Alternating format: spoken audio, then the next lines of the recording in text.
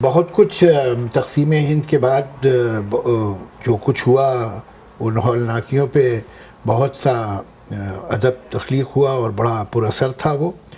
اور میں سمجھتا ہوں کہ لوگوں کی سوچ پہ بھی اس کا اثر پڑا ہوگا. کہیں نہ کہیں شاعر ادیب تو حساس لوگ ہوتے ہیں, انہیں احساس ہوا ہوگا کہ بربریت کیا چیز ہے, یہ انسانیت سوزی کیا چیز ہے, اور اس سے ان میں جو تڑپ آئی اس سے بہت کچھ لکھا گیا. پاکستان ہے, نیپال ہے, بنگلہ دیش ہے, سری لنکا ہے اور ہمارا ملک ہے.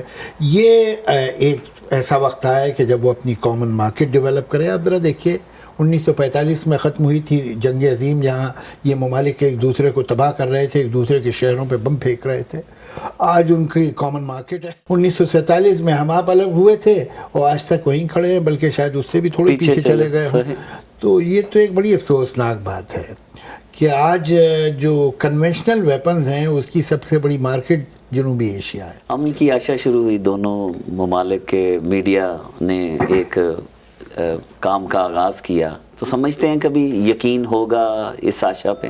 جب تک سیاستیں نہیں اس بات کو سمجھیں گی کہ نفرت سے اور کنفرنٹیشن سے کام نہیں چلے گا, بلکہ صلح جوئی اور ایک دوسرے کے نقطہ نظر کو سمجھنا اور اس کا احترام کرنا وہ ضروری ہے.